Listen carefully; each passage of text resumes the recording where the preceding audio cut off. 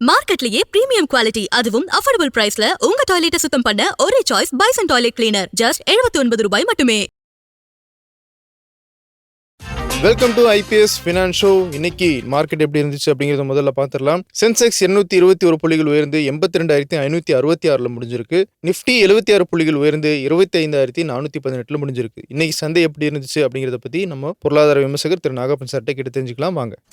Sir வணக்கம். Sir வணக்கம் Venkatesh. Sir இன்னைக்கு சந்தை திரும்பவும் ஒரு பாசிட்டிவ் நோட்ல தான் முடிஞ்சிருக்கு. ஆமா, நேத்து நீங்க சொன்னீங்க லாஸ்ட் 2 ஹவர்ஸை பொறுத்து இன்னைக்கு காலையில என்ன ரிசல்ட் வருது அப்படிங்கறத பொறுத்து சந்தையினுடைய போக்க முடிவு பண்ணலாம் அப்படின்ட்டு. கரெக்டா. இப்போ எப்படி போய்கிட்டு இருக்கு சார்? இல்ல, நிச்சயமா கிளியர் இண்டிகேஷன் பாசிட்டிவ் ட்ரெண்ட் தான். இப்ப அடுத்து இந்த 25,300 டெசிசிவா தாண்டி இருக்குது 2வது நாளாக தொடர்ந்து. சோ நெக்ஸ்ட் அடுத்த ஹைக்கு நம்ம போகும் இது அப்படின்னு நான் நினைக்கிறேன். சோ 25,600 இருந்து 700 வரைக்கும் செல்வதற்கு வாய்ப்புகள் இருக்கு. இன்ஃபேக்ட் அந்த 25,700 600 தாண்டுச்சுன்னா 600 650 தாண்டுச்சுன்னா அடுத்து 26,000 தாண்டுவதற்கு வாய்ப்புகள் இருக்கு இப்ப இருக்க ட்ரெண்ட்ல. ஏன்னா மேஜரா இன்னைக்கு அந்த ரேலி பாத்தீங்க அப்படின்னா மெட்டல் செக்டார், இன்ஃப்ராஸ்ட்ரக்சர்ல லாஸ்ட் அண்ட் டியூப் ரோம் வருது. அது தவிர மெட்டல் செக்டர், உலகத்துறை சார்ந்த பங்குகள் இதெல்லாம் ஏறி இருக்கு. சென்செக்ஸ் இன்னைக்கு 220 புள்ளிகள் ஏறி இருக்கு. 200 புள்ளிகளுக்கு மேல ஏறி இருக்குன்னா அதனுடைய முக்கியமான கான்ட்ரிபியூஷன் எல்என்டி, இப்போ டாடா ஸ்டீல் போக 3 முக்கியமான வங்கித்துறை பங்குகள், ஆக்சிஸ் வங்கி, ஐசிசி வங்கி, HDFC வங்கி, இது மட்டுமே இன்னைக்கு சந்தை பாசிட்டிவா முடிவடைவதற்கு காரணம். இதை தாண்டி எல்என்டியும் டாடா ஸ்டீலும் நல்லா ஏறி இருக்கு.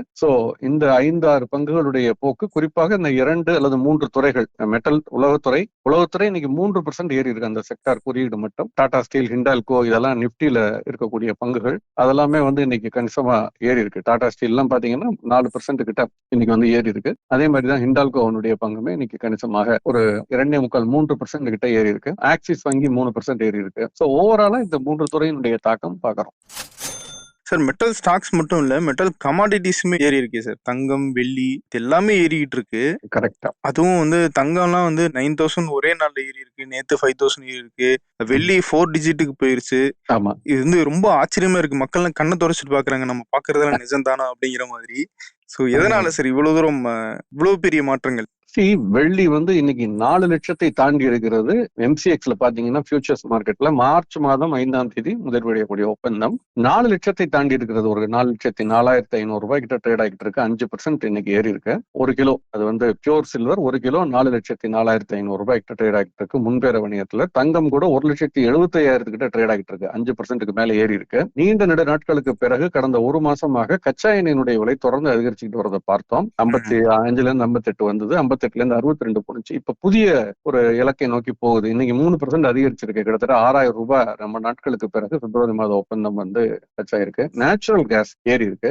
2.25% இன்னைக்கு ஏறி இருக்கு. நேச்சுரல் கேஸ் ஒரு விஷயம், ஆச்சரியமான ஒரு விஷயம் என்னன்னா, கடந்த ஒரு 2 மாதங்களுக்கு முன்பு இருந்ததை விட ஒரு வாரத்துக்கு முன்பு 2 மடங்கு அதிகரிச்சிருந்தது சர்வதேச சந்தையில். $2.25 இருந்தது ஒரு யூனிட்டுக்கு, $5 தாண்டிடுச்சு. என்ன காரணம்னா, அமெரிக்காவுல கடும் பனிப்பொழிவு காரணமாக அங்க அந்த ஹீட்டிங், அதுக்கு தேவையான ரிக்குவயர்மெண்ட் அதிகரிச்சதன் காரணமா அதிகரிச்சது. காப்பர் 1,400 ரூபாயை முதல் முறையாக தாண்டி இருக்கு. பிப்ரவரி மாதம் முன்பேற வணிக ஒப்பந்தம் MCXல இன்னைக்கு 7% ஏறி இருக்கு. ஜிங்க் 3%க்கு மேல ஏறி இருக்கு, 345 ரூபாய். லெட் 2%. சோ ஒட்டுமொத்தமாக பார்க்கையில பங்கு சந்தையில குறிப்பாக உலகத்துறை சார்ந்த பங்குகள்லாம் ஏறினதுக்கு காரணம் என்னன்னா, உலோகத்தினுடைய விலை அதிகரித்தது. இந்த உலகங்களுடைய விலை அதிகரித்தது. மெட்டல் செக்டார் தான். இப்ப மெட்டல்ஸ் தான் புது டாலர், அமெரிக்க டாலர். அமெரிக்க டாலருடைய மதிப்பு ஒரு பக்கம் குறைஞ்சிக்கிட்டே போகுது தொடர்ந்து. சென்ற ஆண்டு $110 இருந்தது. US டாலர் இண்டெக்ஸ் 110 கிட்ட இருந்தது. இப்ப 96 கிட்ட வந்துருச்சு. 14%, ஒரு 13% வீழ்ச்சி அடைந்திருக்கிறது. அதனுடைய சாதனைன்னு சொல்லாம சார், நிச்சயமா அவருடைய சாதனை. அதையும் ஒரு பெருமையா தான் இப்ப சொல்லிக்கிறாரு. அது பிளான் பண்ணி தான், எதை செஞ்சாலும் பிளான் பண்ணி செஞ்சோங்கிற மாதிரி. இந்த மாரல் அக்கார்ட்ல அதை பத்தி பேசியிருக்காங்க. டாலரை வீக்கெண்ட் பண்ணணும். ஏன்னா சைனா இவங்க எல்லாம் மெயின்டைன் பண்றாங்க, அவங்க கரன்சியை வீக்கெண்ட் பண்றாங்க, நம்மளும் வீக்கெண்ட் பண்ணணும். வீக்கெண்ட் பண்றதுல போட்டி இப்போ அந்த மாதிரி இருக்குது. சோ கமாடிட்டியினுடைய விலை அதிகரித்திருப்பது, அது கரன்சி ஈக்குவலாக வர நினைப்பது, முயற்சிப்பது, அது ஒரு பெரிய நேச்சுரல் ரிசோர்ஸ். அது செயற்கையாக உற்பத்தி பண்ண முடியாது. அதை கண்ட்ரோல் எடுத்துக்கிறதுல இப்ப ஸ்பெகுலேட்டிவ் ட்ரேட்ஸும் ஆரம்பிச்சிருக்கு. நாடுகளும் வாங்கி குவிக்கின்றன, குறிப்பாக தங்கம், வெள்ளியம். காப்பரை பத்தி கூட பேசணும். வால் ஸ்ட்ரீட் ஜேர்னல்ல போட்டிருந்தாங்க, அமெரிக்கால சில இடங்கள்ல சாலைகளில் இருக்கக்கூடிய காப்பர் வயரை திருடுறாங்க அப்படின்னு எல்லாம் போட்டிருந்தது. சோ அந்த கமாடிட்டிஸ்ல இருக்கிறதுடைய பிரதிபலிப்பு தான் நீங்க பங்குல தெரியுது. இன்னைக்கு இந்துஸ்தான் காப்பர் பாத்தீங்கன்னா இன்னைக்கு மட்டும் 20% ஏறி இருக்கு. இந்த ஓராண்டுக்குள் 183 ரூபாய் 184 ரூபாய் லோல இருந்தது இன்னைக்கு 740 ரூபாய் 750 ரூபாய் கிட்ட வந்திருக்குது. கிட்டத்தட்ட 4 மடங்கு இந்துஸ்தான் காப்பருடைய விலை, அந்த பங்கினுடைய விலை இந்த ஒரு வருஷத்துக்குள்ள ஏறி இருக்கு. சோ இது எல்லாமே வெள்ளி, காப்பர் இதனுடைய விலை அதிகரிப்பதன் தாக்கம் தான் பங்குச்சந்தையிலும் பிரதிபலிப்பதாக நான் பார்க்கிறேன். Okay sir. இப்போ அடுத்த கேள்வி ஒண்ணு வரும் உங்களுக்கு. அப்ப பங்குச்சந்தையில் பங்குகள் அதிகரிப்பதற்கு கமாடிட்டிஸ் அதிகரிப்பதற்கு காரணம் குவைட் ஆப்வியஸ் குளோபல் டென்ஷன், சர்வதேச அளவுல இருக்கக்கூடிய டென்ஷன். இப்ப கூட அவர் ட்ரம்ப் என்ன சொல்லியிருக்காரு, ஈரான் இந்த நியூக்ளியர் டீல் சைன் பண்ணலைன்னா கடுமையான தாக்குதல்களை விளைவுகளை சந்திக்க வேண்டி இருக்கும்னு மிரட்டி இருக்காரு, தாக்குதல் நடத்தப்படும் சொல்லியிருக்காரு. சோ இந்த மாதிரி திடீர்னு அவர் எந்த டைரக்ஷன்ல எப்ப போவார்னு தெரியல. கிரீன்லாண்ட ஒரு 2 நாளா மறந்துருக்க மாதிரி தெரியுது. இப்ப இந்த பக்கம் வந்திருக்காரு, இப்ப அடுத்து எந்த பக்கம் போவார்னு தெரியல. இது எல்லாமே ஒன்று சேர்ந்து கொள்ளதான் இந்த மாதிரியான ஒரு கமாடிட்டிஸ் மேல இப்போ கவனம் திரும்ப துவங்கி இருக்கு. ஏன்னா இது செயற்கையாக உற்பத்தி பண்ண முடியாத பொருட்கள். இதெல்லாம் டாலர் எவ்வளவு வேணாலும் அச்சடிக்கலாம், பிரிண்ட் பண்ணலாம். அது என்ன பண்ணுவாருன்னு தெரியல நாளைக்கு அவரு. அதனால போக்கஸ் வரும்பொழுது கோல்டு ஏறணும்னா வெள்ளியின் பக்கம் கவனம் திரும்பியது, வெள்ளி ஏறணும்னா காப்பர் பக்கம் கவனம் திரும்பியது. இப்ப மத்த எல்லா பொருட்கள் மீதும் இன்னைக்கு ஸ்டீலா இருக்கட்டும், விவசாய பொருள் கூட சோய்பீன்ஸ் இது எல்லாமே ஏற ஆரம்பிச்சிருக்கு. ஓ, தங்கம் நேத்து 5000 ரூபாய் ஏறிச்சு, இன்னைக்கு 9000 ரூபாய் ஏறி இருக்கு. நேத்து 5000 ரூபாய் ஏறும்போது இல்ல கொஞ்சம் வெயிட் பண்ணுவோம், இறங்கும் போது வாங்கணும்னு சார் சொல்லியிருக்காருன்னு யோசிச்சா இன்னைக்கு 9000 ரூபாய் போயிடுச்சு சார். இது இப்படி நம்ம இந்த மாதிரியான சிச்சுவேஷனை எப்படி கணிக்கிறது? இல்ல நம்ம கையில இருக்கிறத வச்சு வாங்கிடலாமா? என்ன பண்ணணும் சார்? ஒரு விஷயத்த நான் தெளிவா சொல்றேன், இறங்குறப்ப வாங்குங்கன்னு நான் சொன்னது இல்ல. ஏன்னா அதாவது நீங்க கையில வாங்கணும்னு முடிவு பண்ணிட்டா எப்ப வேணாலும் வாங்குங்கிறதா என்னுடையது. உங்களுக்கு ஒரு 6 மாதத்துலயோ 1 வருஷத்துலயோ தங்கம் தேவைன்னா நீங்க கட்டாயம் எப்போ இந்த டைமிங்கே பண்ண ட்ரை பண்ணாதீங்க. ஏன்னா இது யாராலையும் ப்ரெடிக்ட் பண்ண முடியாது. யாராவது ப்ரெடிக்ட் பண்றாங்கன்னா பொய் சொல்றாங்கன்னு அர்த்தம், அவ்வளவுதான். ஏன்னா இதுக்கு ஏர்னிங்ஸ் பர் ஷேர் கிடையாது, பி ரேஷியோ கிடையாது, வருமானம் கிடையாது. இது டிமாண்ட் அண்ட் சப்ளைல போறது. டிமாண்ட் எப்படி இருக்கு, எல்லாரும் வாங்குறாங்க. எல்லாரும் எப்ப வாங்குவாங்க, எப்படி விற்பாங்க சொல்ல முடியாது யாராலையுமே. பங்குச்சந்தையில பங்குகளுக்கு நம்ம சொல்ல முடியும், அது மாதிரி இதுக்கு சொல்ல முடியாது. அது பங்குச்சந்தையில் சொல்றதே ரொம்ப சிரமமான காரியம். பட் இது அதை விட சிரமமான காரியம். நம்ம என்னன்னு சொல்றோம்னு, கையில ஏற்கனவே நிறைய வச்சிருந்தா அப்பப்ப ஏறப்ப லாபத்தை கொஞ்சம் கொஞ்சமா பதிவு பண்ணிக்கிட்டு இருந்தா பின்னால இறங்கும் பொழுது வாங்குறதுக்கு வசதியா இருக்கும்னு சொன்னேன். அது மாதிரி போன மாசம் பாத்தீங்கன்னா வெள்ளி ETF பார்த்தா 140-145 ரூபாயில இருந்து 180 ரூபாய்க்கு போனுச்சு. ஓரிரு நாட்கள் திரும்ப 135-140 ரூபாய்க்கு வந்தது. அப்ப நீங்க 175 180லயோ 170லயோ 160 இருந்தா கூட திரும்ப 140 10-15-20% குறைவாக நீங்க வாங்குறதுக்கான பணம் கையில இருந்திருக்கும். அப்ப அதிக எண்ணிக்கையில நீங்க யூனிட்டுகளை வாங்கியிருக்கலாம். அப்படித்தான் நம்ம சொல்றோம். இது பார்ட் ஆஃப் அசெட் அலோகேஷன்ல நீங்க இந்த மாதிரி பண்ணுங்கன்னு சொல்றோமே தவிர கையில இருக்க தங்கத்தை எல்லாம் வித்துருங்கன்னோ அல்லது எக்கச்சக்கமா வாங்கி போடுங்கன்னு என்னைக்குமே ரெக்கமெண்டேஷன் கிடையாது. அது எல்லாமே அசெட் அலோகேஷனுக்கு உட்பட்டு உங்களுடைய 100 ரூபாயில் எவ்வளவு ரூபாயை நீங்க தங்கத்தில் போட விரும்புகிறீர்களோ அந்த அமௌண்ட் ஆல்ரெடி இருக்கான்னு பாருங்க. இல்லைன்னா வாங்குங்க. இருந்ததுன்னா அது கூட இருந்ததுன்னா குறைச்சிக்கிட்டே வாங்க, அந்த உங்க அளவுக்கு, உங்களுடைய அசெட் அலோகேஷன் அளவுக்கு. அப்படித்தான் நம்ம பார்க்கணும். இதுக்கு நேர்மாறா நீங்க சொன்னதுக்கு சொல்றேன். போன வாரம் ஒரு ஆடிட்டரை சந்திச்சேன், போன வாரத்துக்கு ஒரு 10 நாட்களுக்கு முன்பு. அவர் சொன்னாரு, நேத்து தான் சார் வாங்கினா இன்னைக்கு இப்படி பட்டுன்னு இறங்கிருச்சு அப்படின்னாரு. எல்லாருமே என்ன நினைக்கிறான், நடந்தது இல்லையா போன வாரத்துக்கு 10 நாட்களுக்கு முன்பு. அப்படியெல்லாம் நம்ம டைமிங் பண்ணி அப்ப என்ன இன்னைக்கு வாங்கி நாளைக்கு விற்க பாக்குறோமா? ட்ரேடர்னா அதுக்கு வேற மாதிரியான ரெக்கமெண்டேஷன் இருக்கும். ஸ்டாப் லாஸோட ட்ரேட் பண்ணுங்க, நிறைய பணம் கையில வச்சுக்கோங்கன்னு. நம்ம முதலீட்டாளருங்கிறப்ப நேற்றுக்கு இன்னைக்கு உள்ள வித்தியாசத்தை நம்ம எல்லாருமே நம்ம வாங்கினதுக்கு அப்புறம் ஒரு நாள் கூட தங்க இறங்கக்கூடாது, வெளியே இறங்கக்கூடாது. நம்ம வாங்கினதுக்கு அப்புறம் ஏறிட்டே தான் இருக்கணும் அப்படின்னு நினைக்கணும். நம்ம வாங்குற வரைக்கும் அது ஏறக்கூடாது. இது எப்படி நடக்கும்? சாத்தியமே இல்லை. சார், தங்கம் வெள்ளியை தாண்டி மீதி இருக்கிற மெட்டல்ஸ்ல எது சிறப்பு ஒரு கம்மி ரேட்ல இருக்கு, எது வாங்குற மாதிரியான ஒரு நிலைமையில இருக்கு, இவ்வளவு வாங்க வேண்டிய கட்டம் அப்படின்னு ஏதாவது சஜஸ்ட் பண்ண முடியுமா சார்? சரி, அதுதான் சொல்றேன்ல, ஏற்கனவே அது ரொம்ப இது ப்ரெடிக்ட் பண்றது கஷ்டம். இதுக்கு ஒரு ஆல்டர்னேட் இருக்கு. மெட்டல் ETF ஒரு 3 பங்குச்சந்தையில் பட்டியலிடப்பட்டிருக்க மெட்டல் ETF ட்ரேட் ஆகுது. 3 பேர், ஐ திங்க் மெரே அசெட், ICICI, இன்னொரு 3 பேர் வச்சிருக்காங்க. 3 பேரோட ஒரு 12 ரூபாய் கிட்ட இருக்கும்னு நினைக்கிறேன். நான் லாஸ்ட் டைம் பார்த்தப்ப 11 இருந்தது, 12 கிட்ட கூட பார்த்தேன். இன்னைக்கு ஒரு வேளை ஏறி இருக்கலாம், 12.5 இருக்கு இப்போ. அந்த மெட்டல் ETF நீங்க SIP பண்ணலாம். ஏன்னா அதுல ஹிந்துஸ்தான் காப்பர் மாதிரி இந்த மெட்டல் துறையில் உள்ள பங்குகள் அந்த இதுல அவங்க முதலீடு செய்யறாங்க. சோ ஒருவேளை நீங்க அதுல ப்ராக்சி ரைட்னு சொல்லுவோம், உலோகத்தை நேரடியா வாங்க முடியாத பட்சத்துல இந்த உலோகம் சார்ந்த அந்த பங்குகள்ல நீங்க ரைட் பண்ணலாம். அதுக்கு அது அந்த மாதிரியான ஒரு ஸ்ட்ராட்டஜி SIP முறையில வாரமோ மாதமோ வாங்கி போறது கரெக்டா இருக்கும்னு நான் நினைக்கிறேன். அதுதான் better if you want to right this rally. நீங்க ஆல்ரெடி கையில உங்கள்ட்ட எதுவும் இல்லைன்னா.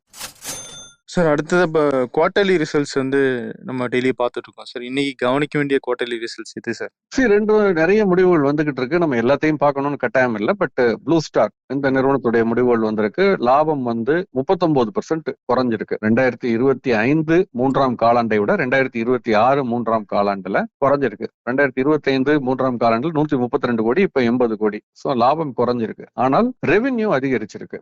ஓகே, வருமானம் பாத்தீங்கன்னா இப்ப 2807 கோடியா இருந்தது, இப்ப 2925 கோடி அந்த மாதிரி வந்திருக்கு. இபிட்டாலையும் ஜாஸ்தியா இருக்கு, பட் மத்த எக்ஸ்பென்சஸ்னால அது வந்து குறைஞ்சிருக்கு. ஓகே, லாபம் நிகர லாபம்ங்கிறது. அதே மாதிரி தீபக் ஃபெர்டிலைசர் இந்த நிறுவனத்துடைய முடிவுகள் வந்திருக்கு. நிகர லாபம் 44% குறைஞ்சிருக்கு.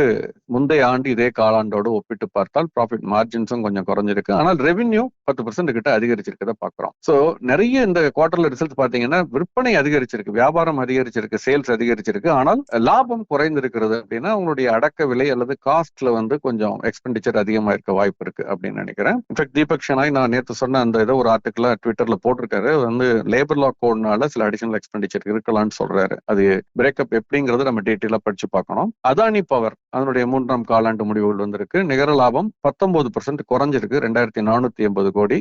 ரெவென்யூவும் ஒரு 9% குறைஞ்சிருக்கு, பட் லாபம் 19% குறைஞ்சிருக்கு. ரெவென்யூ குறைஞ்சதை விட அதிகமா லாபம் குறைஞ்சிருக்கு. மேலும் முடிவுகள் வந்துகிட்டு இருக்கு, நம்ம வர பார்க்கலாம். சார் இன்னைக்கு எக்கனாமிக் சர்வே ஆஃப் இந்தியா, அதாவது இந்த பட்ஜெட்டை முன்னிட்டு வெளியிட்டிருக்காங்க சார். அதுல ஆமா. ஜிடிபி வந்து 6.7 to 7.2% அப்படிங்கிற அந்த அளவுக்கு வந்து க்ரோ ஆகும் அப்படின்னு ஒரு ப்ரெடிக்ஷன் பண்ணியிருக்காங்க சார். நீங்க ஆமா. என்ன நினைக்கிறீங்க சார்? இல்ல, ஓவராலா வந்து ஐஎம்எஃப், வேர்ல்ட் பேங்கா இருக்கட்டும், ஜேபி மார்கன், மார்கன் ஸ்டான்லி மாதிரி அந்நிய ரேட்டிங் ஏஜென்சிஸ், இன்வெஸ்ட்மெண்ட் ஏஜென்சிஸா இருக்கட்டும், எல்லாருமே கிட்டத்தட்ட அந்த ஒரு 6.45 இருந்து 7.25 வரைக்கும் சொல்றாங்க. சோ அதனால இதுக்கான வாய்ப்புகள் இருக்கு. அதை தாண்டி அவங்க என்ன சொல்றாங்கன்னா அடுத்து வரக்கூடிய ஆண்டுகளிலும் 7.5% வளர்வதற்கான பொட்டன்ஷியல் இருக்குன்னு சொல்றாங்க. நிச்சயமா இந்த வளர்ச்சி நான் இருக்கும்னு தான் நான் தொடர்ந்து சொல்லிக்கிட்டு இருக்கேன். 30 ஆண்டு காலமாக இந்த வளர்ச்சியை நம்ம பாக்குறோம். 5% குறைச்சு ரொம்ப ரேர், ஐ திங்க் ஒரே ஒரு முறை வந்திருக்கலாம்னு நினைக்கிறேன். அவ்வளவுதான். மற்றபடி பெரிய அளவுல வந்து கன்சிஸ்டன்டா இருக்கும் நம்முடைய வளர்ச்சிங்கிறது. சில சமயங்கள்ல 9% தாண்டி இருக்கு, அந்த மாதிரி போயிருக்கு. சோ வளர்ச்சி இருக்கு. அதை தாண்டியும் ரிஃபார்ம்ஸ் தொடரணும். ரிஃபார்ம்ஸ் தொடர்ந்தால்தான் இந்த வளர்ச்சியை சஸ்டைன் பண்ண முடியும். மேற்கொண்டு ரிஃபார்ம்ஸ் நிறைய பண்ண வேண்டி இருக்கும்னு சொல்லியிருக்காங்க. அதே மாதிரி இந்த ஸ்வதேசி அப்படிங்கறத இன்னைக்கு இருக்கக்கூடிய இதுல வந்து அதை பத்தியும் அந்த டாபிக்கையும் அப்படிலாம் நம்ம இருக்க முடியாது. அதே மாதிரி மல்டி போலார் அதை பத்தியும் பேசியிருக்காங்க. நிறைய விஷயங்கள் பேசப்பட்டிருக்கு. இது வந்து பின்னால இந்த எக்கனாமிக் சர்வே வந்து ஒரு புக்காவே பப்ளிஷ் ஆகும். இப்போ சாஃப்ட் காப்பி அப்லோட் பண்ணிருப்பாங்க வெப்சைட்ல. டவுன்லோட் பண்ணி கட்டாயமாக ஒவ்வொரு பொருளாதார மாணவரும் படிக்க வேண்டிய ஒரு விஷயமா தான் நான் இதை பாக்குறேன். மோர் ஆஃப் அவுட்கம் பட்ஜெட்னு ஒண்ணு நார்மலா மத்த இதுல எல்லாம் உண்டு. அதாவது பட்ஜெட்ல நாங்க என்னெல்லாம் சொன்னோம், என்னெல்லாம் நிறைவேற்றணும், அதுல எவ்வளவு அச்சீவ் பண்ணிருக்கோம்ங்கிறது சொல்றது அவுட்கம் பட்ஜெட்னு சொல்றது. கிட்டத்தட்ட அந்த எக்கனாமிக் சர்வே அந்த வேலையில ஒரு பெரும்பகுதி வேலையை செய்ய முயற்சி செய்கிறது. எங்க ஹிட்ஸ் அண்ட் மிஸ்ஸஸ்னு, பட் மோஸ்ட்லி சாதிச்சதுதான் பொதுவா சொல்றது வழக்கம். கடந்த காலங்கள்ல மிஸ்ஸஸ் வந்து ரொம்ப சொல்ல மாட்டாங்க. சில சமயம் அந்த மாதிரி வந்திருக்கதையும் நான் பார்த்திருக்கேன். அதே மாதிரி வீக் ருப்பியை பத்தியும் ரொம்ப கவலைப்பட வேண்டியதில்லை. அட் த சேம் டைம் வந்து அதை இக்னோர் பண்ணிட்டு இருக்க முடியாது. அதற்குள்ள முக்கியத்துவத்தை கொடுத்து அதுக்கான இதை பண்ணணும் அப்படிங்கிறதையும் சொல்லியிருக்காங்க. பார்க்கலாம். சார் வீக் ரூபி அப்படின்னு நீங்க சொல்ல உடனே கரன்சி நிலவரம் என்ன அப்படிங்கிற அந்த விஷயத்துக்குள்ள வருவோம் சார். சார் நான் சொன்ன மாதிரி யூஎஸ் டாலர் இண்டெக்ஸ் வந்து தொடர்ந்து அது வந்து வீக் ஆயிட்டு தான் இருக்கு. ஆனால் இங்க நம்ம ருப்பி வீக் ஆகிறதன் காரணமாக ரூபாய்க்கு நேராக டாலருடைய மதிப்பு கூடிக்கிட்டு இருக்கு. இப்போ பிப்ரவரி மாத ஒப்பந்தம், நடப்பு மாத ஒப்பந்தம் முதிர்வடைஞ்சிருச்சு. ஸோ பிப்ரவரி மாத ஒப்பந்தம் தேசிய பங்கு சந்தையில பாத்தீங்கன்னா இன்னைக்கு கிட்டத்தட்ட 9 பைசா அதிகரிச்சிருக்கு. 92 ரூபாய் 12 பைசா. இது ஒரு புதிய உச்சம். 92 தாண்டி இருக்குது ஃபியூச்சர்ஸ்ல. இது ஒன்று. அதே மாதிரி பிரிட்டிஷ் பவுண்டுமே இன்னைக்கு ஒரு 34 பைசா அதிகரிச்சிருக்கு, 127.14. ஆனால் யூரோ ஒரு 19 பைசா குறைஞ்சிருக்கு, 110.20. ஜாப்பனீஸ் எண் ஒரு 9 பைசா அல்லது 10 பைசா குறைஞ்சிருக்கு, 60 ரூபாய் 30 பைசா அப்படின்னு. சோ இட்ஸ் மிக்சட் பேக் கரன்சியை பொறுத்த வரைக்கும். பட் ஸ்லைட் வீக்னஸ் தான் ருப்பியை பொறுத்த வரைக்கும் பெர்சிஸ்ட் ஆகுதுன்னு நான் நினைக்கிறேன். இந்த கச்சா எண்ணெயினுடைய விலை இப்ப $64 தாண்டி இருக்கக்கூடிய ஒரு சூழல்ல இந்த டாலருடைய மதிப்பும் தொடர்ந்து உயர்ந்துகிட்டு இருக்கிறது. நேத்தே நான் இதை பத்தி பேசியிருந்தேன். கொஞ்சம் கவலை அளிக்கக்கூடியதா இருக்கு. ஏன்னா இன்னைக்கு 2% ஏறி இருக்கு கச்சா எண்ணெயுடைய விலை. சர்வதேச சந்தையில $64 கிட்ட ட்ரேட் ஆயிட்டு இருக்கு. சோ எப்ப அந்த 62 63 தாண்டிடுச்சோ அடுத்து 66க்கு போவதற்கான 66ல இருந்து 68க்கு போவதற்கு வாய்ப்புகள் அதிகம். அந்த இடத்துல ஒரு ரெசிஸ்டன்ஸ் இருக்கும். அதை தாண்டினால் அடுத்து 72 73, அப்புறம் 76 78. சோ இந்த அடுத்து இன்னும் 2 அல்லது 3 அடுக்குகள் இருந்தால் கூட இந்த ரேஞ்ச் வந்து கொஞ்சம் டெசைசிவ் ரேஞ்ச் இது. ஸோ இது எப்படி மூவ் ஆகுதுங்கிறத அடுத்த 2-3 நாட்கள் பார்க்கணும். ஏன்னா இந்த ஈரான் அந்த பிரச்சனையும் இருக்கு, அமெரிக்கா த்ரெட்டன் பண்ணிக்கிட்டு இருக்காங்க. ஸோ அதனுடைய தாக்கமும் இங்க வந்து இருக்கு. பிரெண்ட் க்ரூட் இன்ஃபேக்ட் $70 கிட்ட வந்துருச்சு பிரெண்ட் க்ரூட். சார் இந்த மிடில் ஈஸ்ட்ல நிறைய நாடுகள்ல இந்த கரன்சி ஃப்ரீஸ் எல்லாம் பண்றாங்கல்ல சார், அந்த மாதிரியான திட்டங்கள்லாம் நம்ம பண்ண முடியாதா, பண்ணக்கூடாதா? என்ன மாதிரி கேக்குறீங்க? சார் இப்போ உதாரணத்துக்கு ஈரான்லயே டாலருக்கு நிகரான அந்த ஈரான் ரியாலினுடைய மதிப்பு அதிகரிச்சுட்டே போகுது அப்படின்னு சொல்லி கவர்மெண்ட் ஒரு இடத்துல ஃப்ரீஸ் பண்ணி இதுதான் அது ரேட் ஓகே. அது நீங்க வந்து ஒரு பிக்ஸட் ரேட் ரேஷியோ இதுன்னு சொல்றீங்க. ஆமா. ஒரு கட்டத்துல நம்ம அப்படித்தான் இருந்தோம் பல ஆண்டுகளுக்கு முன்பு. அப்புறம் அதெல்லாம் ஃப்ரீ பண்ணிட்டோம். ஓகே. ஏன்னா அந்த இதுக்கு திரும்பி போறதுங்கிறது ரொம்ப கஷ்டம். ஏன்னா நம்ம எவ்வளவுக்கு எவ்வளவு நம்ம செயற்கையாக அந்த மாற்று விகிதத்தை கட்டுப்படுத்துகிறோமோ அவ்வளவுக்கு எவ்வளவு கவுண்டர் ப்ரொடக்டிவா இருக்கும் மற்ற விளைவுகள். அப்போ நீங்க ரூபாயினுடைய மதிப்பு நீங்க விளையாண்டீங்கன்னா பொருளுடைய விலையில அது காட்ட போகுது. அவ்வளவுதான். 10 ரூபா இருக்கு பொருள் 12 ரூபா போகுது. ஓகே. சோ அது வந்து இது எப்படின்னா வந்து நம்ம மணி சப்ளை இன்க்ரீஸ் பண்ணா நமக்கு கையில நிறைய காசு வந்துருமா? வரும். பட் அதே வாங்கும் சக்தி தானே இருக்கும். 10 ரூபாய்க்கு பதில் உங்களுக்கு 12 ரூபா கவர்மெண்ட் அடிச்சு கொடுத்தா அந்த 10 ரூபா மதிப்பு தான் 12 ரூபாய்க்கு இருக்கும். ஆமா. அதனால அது வந்து ஒரு சரியான தீர்வா இருக்காது. பட் இன்டைரக்டா மானிட்டர் பண்றதுங்கிறது ரொம்ப அதீத ஏற்ற இறக்கங்களுக்கு உட்படாமல் அதை வந்து ஒரு குஷன் பண்ணி அந்த ஃபாலா இருந்தாலும் சரி அல்லது வீழ்ச்சியா ஏற்றமா இருந்தாலும் சரி அதை ஒரு அதிர்ச்சி கொடுக்காத அளவுக்கு கொண்டு போக வேண்டியது மத்திய அரசினுடைய கடமை. அதே மாதிரி ரிசர்வ் வங்கியினுடைய கடமை. குறிப்பா மத்திய அரசு ரிசர்வ் வங்கி தானே. ரிசர்வ் வங்கியினுடைய கடமை. ரிசர்வ் வங்கி அதை ஓரளவு இந்தியாவில பண்ணிக்கிட்டு இருக்காங்கன்னு தான் எல்லாருமே சொல்றாங்க. அப்பப்போ கருத்து வேறுபாடு இருக்கு. இன்னும் முன்னால பண்ணிருக்கலாம் பின்னால பண்ணிருக்கலாம்னு. அது ஏன் என்னங்கிறது மத்திய ரிசர்வ் வங்கி தான் தெரியும். ஏன்னா இப்ப கூட பாத்தீங்கன்னா டாலர் 92ங்கிறது வேறு விதமான ஒரு விஷயம் சொல்லப்படுகிறது. அவங்க வந்து இப்ப ஏற்றுமதியாளர்கள் டாரிஃப்ல கஷ்டப்படும் பொழுது 83 போன வருஷம் இருந்ததுக்கு இப்ப 92னா கிட்டத்தட்ட அவங்களுடைய விலையில ஒரு 10% அவங்களுக்கு லாபம் கூடுது இல்லையா அல்லது நஷ்டம் குறையுது இல்லையா அப்படிங்கிற ஒரு கருத்தும் முன்வைக்க அரசு சொல்லல. பட் பொதுவாக முன்வைக்கப்படுகிறது பொது வெளியில். சோ அதன் காரணமாக கூட ஒருவேளை ரூபாய் டிப்ரிஷியேட் ஆகட்டும் டாலர் அப்ரிஷியேட் ஆகட்டும் விடுறாங்களான்னு தெரியல. ஏன்னா கச்சா எண்ணெயுடைய விலை கட்டுக்குள்ள இருந்தது. இது வரைக்கும் அந்த மாதிரி இருந்தது, பிரச்சனை இல்லை. ஆனால் இப்ப கச்சா எண்ணெயுடைய விலை கடந்த ஒரு மாசத்துக்குள் 56-58 டாலர்ல இருந்து 64-65 டாலர் வந்திருக்குன்னா 10% மேல ஏறி இருக்கு. டாலர் வேற ஏறி இருக்கு 5-6% இந்த ஒரு மாசத்துக்குள்ள. சோ அப்ப இது ரெண்டையும் கணக்குல எடுத்துக்கொண்டு பார்க்கும் பொழுது ஓராண்டுக்குள் நமக்கு வந்து ரூபாயினுடைய மதிப்பு 10% குறைந்திருப்பதும் அல்லது டாலருடைய மதிப்பு அதிகரிச்சிருப்பதும் கச்சானுடைய விலை இப்ப 10%னா அப்ப நமக்கு தாக்கம் வந்து பெரிய அளவுல இருக்கும். சோ அரசு வந்து நிச்சயமா அது வந்து ரிசர்வ் வங்கி வந்து என்னதான் இது பண்ணாலும் ஒரு கட்டுக்குள் வைத்திருப்பதற்கான முயற்சியில் இறங்குவார்கள். டாலரை கையில வைப்பாங்க. இதற்கான சாதகமான சூழல் இருக்குன்னு தான் நான் நினைக்கிறேன். என்னன்னா நம்ம சென்ற வாரம் பார்த்தோம், நம்ம ஜனவரி 16ஆம் தேதியோடு முடிவடைந்த வாரத்தை ஜனவரி 9ஆம் தேதியோடு முடிவடைந்த வாரத்தோடு ஒப்பிட்டு பார்த்தால் 690 பில்லியன் டாலர் இருந்த ஃபாரெக்ஸ் ரிசர்வ் 701 பில்லியன் டாலரா அதிகரிச்சிருக்கு. அதுக்கு முக்கியமான காரணம் தங்கம் கையிருப்பு ஒரு காரணம். அப்பார்ட் ஃப்ரம் கரன்சி இது ரெண்டுமே அப்படின்னு பார்த்தோம். சோ இது வந்து கிட்டத்தட்ட ஓராண்டிற்கான நம்ம அந்நிய செலாவணி கையிருப்பு தேவையை பூர்த்தி செய்யக்கூடிய ஒரு கையிருப்பு இது. அதனால பேனிக் ஆகிற லெவலுக்கோ பயப்பட அளவுக்கு இல்ல. அந்த மாதிரியான ஒரு நீ ஜர்க் ரியாக்ஷன் இப்ப பண்ண வேண்டாம். ஒரு கட்டுக்கடங்காத அளவுக்கு போகும்பொழுது அரசு நிச்சயமா தலையிட்டு அதை ஒரு கட்டுக்குள் கொண்டு வர வேண்டியது பண்ணுவாங்கன்னு நினைக்கிறேன். Okay sir. சார் ரொம்ப நன்றி சார். நிறைய விஷயங்கள் இன்னைக்கு பேசியிருக்கோம். மீண்டும் நாளைக்கு சந்திப்போம் சார். நன்றி. நன்றி. நன்றி. உங்களின் டெய்லி கிளீனிங் ப்ராசஸ ஈஸியாவும் ஃப்ரெஷ்ஷாவும் மாற்ற பெஸ்ட் சாய்ஸ் 50 ஆண்டு கால அனுபவம் பெற்ற bison toilet cleaner. Budget friendly, அதே சமயம் பிரீமியம் குவாலிட்டி என டபுள் சேலஞ்ச். மேலும் விவரங்களுக்கு 9514 333 999.